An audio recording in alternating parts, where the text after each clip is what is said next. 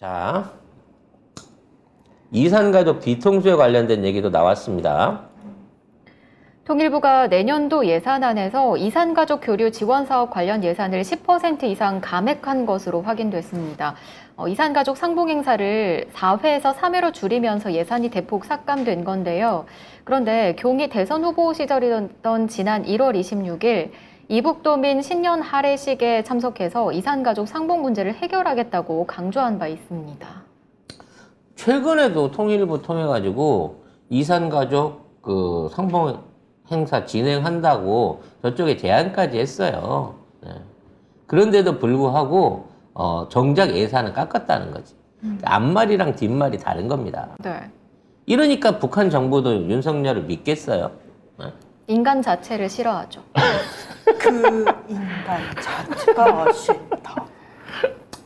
사실 이산가족 사업은요, 뭐 퍼주기라면 좀 그렇고 북한 입장에서는 제일 확실한 그 달러벌이 수단이기도 합니다. 왜냐면 이산가족을 상봉 신청을 하게 되면 그 상봉에 대한 비용들을 우리가 다 물어요.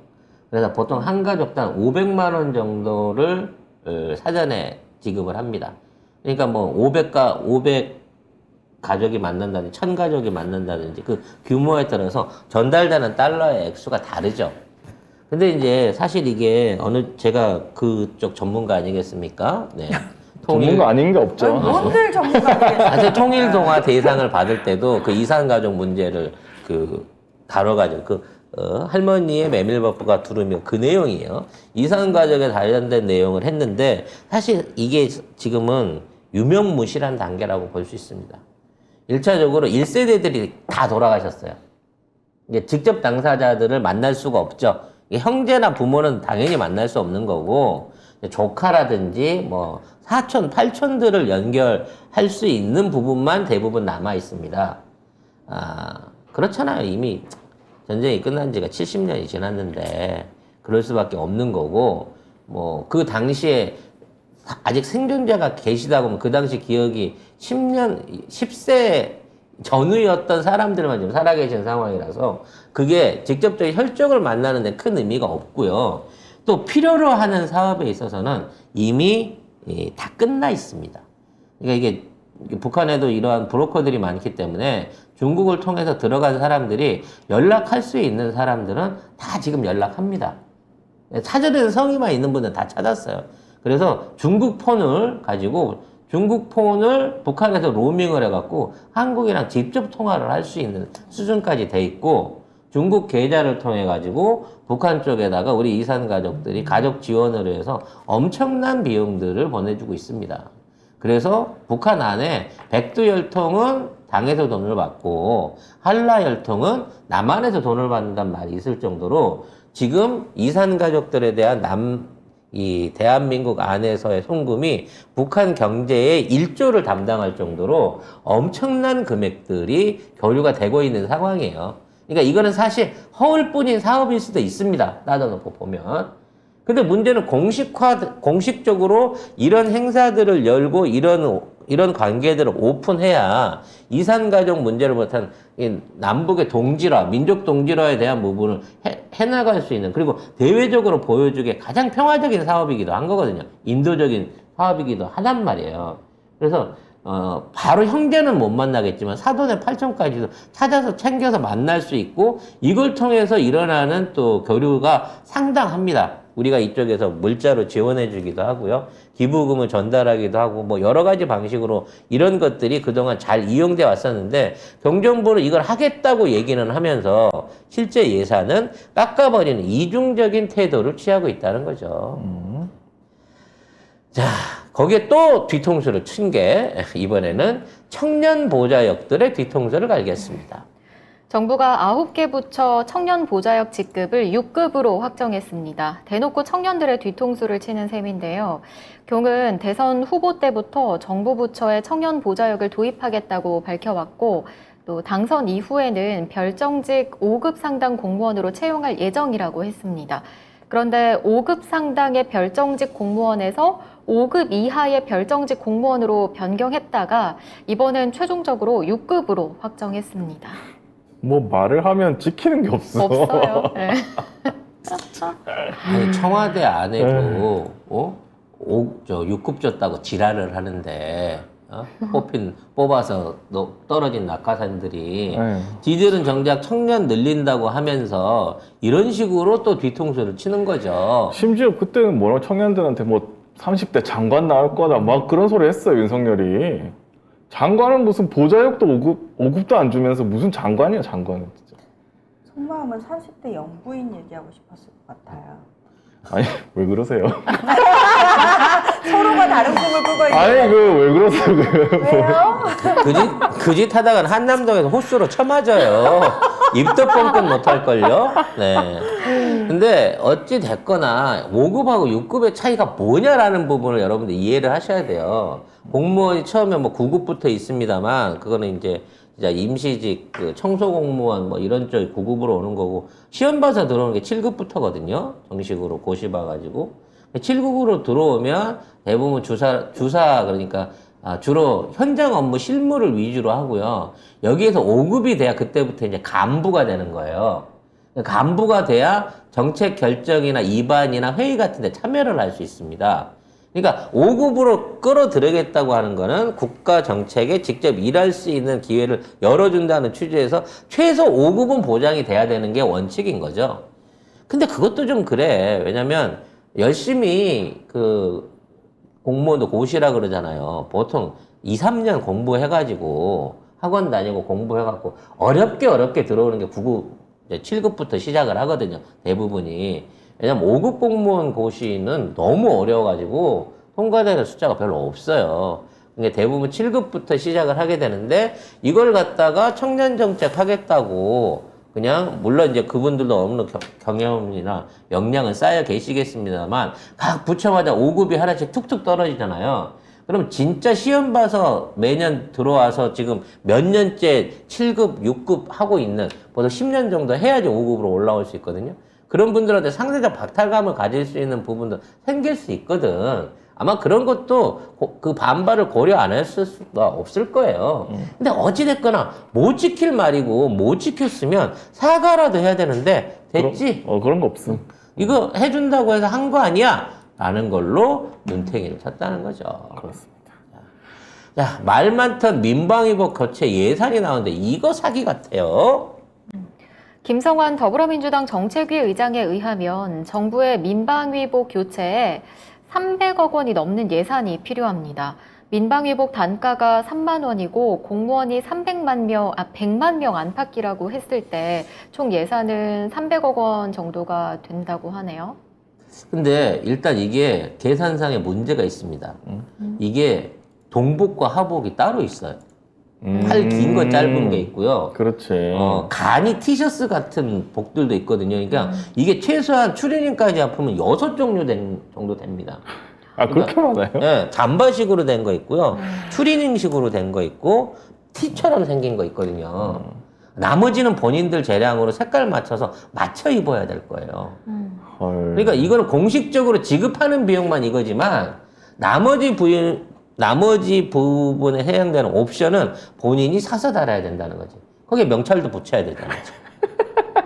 명찰이 트렌드니까. 아, 명찰 얘기하니까 그 포항에 그 한 분들이 간분들이 이렇게 해가지고 민간인 이렇게 아우, 패러디 도사들. 네. 센스 있죠? 그러고 보면 우리가 원조 아니야? 우리가 원조죠. 우리가 사자일 줄 알고 이렇게 각자 다 이렇게 이 이름표를 사서 붙이지 않았겠습니까? 여러분, 저 사자 아니에요. 시사평론가라고 봐주셔야 됩니다. 네. 우리 보고 따라한 건 아니겠지. 정말 최악의 민족인 것 같아요. 네. 그리고 나는 이게 3만 원이라는 것도 더 말이 안 된다고 생각합니다. 왜냐면 분명히 여기다 방수 방진 기능 넣는다 그랬거든요. 뭐 방탄 기능 안 넣은 게 다행이야. 근데 왜 방탄 기능을 안 넣었어? 그런가? 응. 아, 굳이 머리 써야 되잖아. 그러면 피 많이 튄단 말이야. 뭔 얘기야? 아무튼 이게 용도와 기능성이 떨어진다 그래서 방진, 방염, 뭐 방염까지 안 돼서 위기 상황에 구조한다 그래서 그래서 기능성 소재를 선택한다고 그랬거든요. 이 3만 원짜리는 기능성 소재 아닌 겁니다. 일반적인 평상 근무복인 거죠. 그럼 내가 보기엔 기능성 소재 옷은 더 비쌀 거예요. 최소 20만 원 될 겁니다. 잠바 정도 된다고 치면. 네. 그럼 그거는 다 개인이 사입해서 넣어야 되겠죠. 네. 문제는 이게 어느 업체가 하는 거지 누가 샀는지 궁금하네. 응? 학교에서 지정해준 교복이 있으면 그 교복하고 비슷하게 예전에 이렇게 이제 따로 맞춰주는 집들이 있었어요. 맞아요. 예. 그러니까 파는 교복은 천도 두껍고 무겁고 쉽게 말해서 광이 안 나. 광? 이게 천 자체에서 광이 나요? 광이 안 나는데 이거를 갖다 그 디자인대로 그대로 해갖고 사제 이제 텍스로 해갖고 맞춰 입잖아요. 얇고 가벼우면서 기름기가 줄줄 흐르죠 옷에서. 네. 교복 디자인인데. 촌스러워. 우리 때 그렇게 입었었어 실제로. 그와 마찬가지로 요런 평상복으로 가는 거 말고 일반 간부들이나 아까 같은 기능성을 갖춘 것들을 입으려고 하면 이 공무원들 옷값 지출이 추가로 상당하겠구나라는 생각이 듭니다. 네. 요거는 정부가 300억 원 예산을 편성했다는 거예요. 이거 나눠주는 거기 때문에. 근데 행안부가 민방위복을 상위로 그러니까 개인 구매하는 게 원칙이라고 얘기를 했대요. 일부는 나눠주겠죠. 이 3만 원짜리 예산이 책정돼 있으니까 300억 원어치는 이 예산 안에서 사서 줄 거 아닙니까? 아니 저거는 제가 봤을 때는 저 윗사람들이나 주는 거지. 그러면은 100만 벌 안 사죠. 네. 300만 원짜리 아하. 3만 벌만 사겠지. 아하. 만 벌만 사겠지, 만 벌만. 당연하죠. 그런 거 아니겠어요? 에이, 깝깝한 상황입니다. 답답하네요. 대구가 섬유의 도시 아닌가요? 대구에서 만들겠네요. 내가 보기에는 네, 하얼빈에서 만들 것 같다는 생각이 듭니다. 아니 그럼 기존 업체는 어떻게 해? 어? 기존 업체는 어떻게 해요? 불 어떻게 해? 이래도 망하고 저래도 망하는 거지 뭐. 네. 아유 기존 업체 누구 찍었는지 궁금하네요. 많은 분들이 이제 그거 물어보세요. 민방위 관련해서 이 삼각형 마크 저거 저 주술적으로 마크 뭐냐고. 문제 요거, 있는 거 요거. 아니냐라는 얘기를 하는데 저건 원래 이제 도안돼 있는 마크이기 때문에 저 마크 자체가 어떤 주술적인 의미가 있다라고 보기에는 좀 무리가 있긴 합니다만 저런 류의 마크를 예전 우리 원래 노란 옷에는 마크 안 붙였잖아요. 없었어요. 네, 네. 없었어요. 무리해서 붙이게끔 강요하는 걸 보면 저 마크 또 생산업체가 또 뭐 있는 거 아니야? 아니 마크 뒷장에다 뭘 붙여놓은 거 아니야? 부적? 공무원들 말 잘 듣는 부적 같은 것들을 아니 근데 이 마크가 민방위 마크는 요 안에 있는 동그라미 안에 세모 요거까지거든요. 그렇죠. 근데 이 까만 괴는 처음 보는 거예요. 이거 왜 붙어 있는지 모르겠어. 괴. 저거 자체가 부족이네. 약간 이상해. 그러니까 저걸 자꾸 부적을 하고 많이 인식들을 하시는데 저 삼각형 모양 저건 원래 있던 모양인 거고 그러니까 삼각형하고 동그라미는 있는 거예요. 근데 밖에 까만색 이 괴는 원래 없는 거라니까. 그래? 네. 저거 저 저게 괴를 풀어주실 수 있는 분들은 요거는 저기 더 팩트 보내지 마시고 아니 더 탐사요. 더 탐사 보내지 마시고 저희한테 보내주시면 제가 저 우리 그 신엄마한테 얘기를 좀 해가지고 신엄마. 네 구체적으로 네 이 보세요. 민방위 얘기를 마크 해보도록 하면 하겠습니다. 이렇게 나오거든요. 원래 저거야. 요거예요. 요게 안에 들어가 있는데 요게 원래 마크인데 여기를 보면은 괴 같은 게 들어가 있거든요. 크게 보면 여기 봐. 까만색으로 뭔가 저 테두리 뭔가 이상해. 왜 이게 왜 그런 거 아닐까? 약간 괴로 점치는 그런. 어찌 보면 저기 약간 그런 젊은 게 느낌 살짝 뒤집어 놓은 것 같기도 하고 뭘 할지 모르겠습니다. 아무튼 하여튼 이 정권은 해요. 우리 상상력을 다 동원해봐야 돼요. 뭐가 있을지 몰라.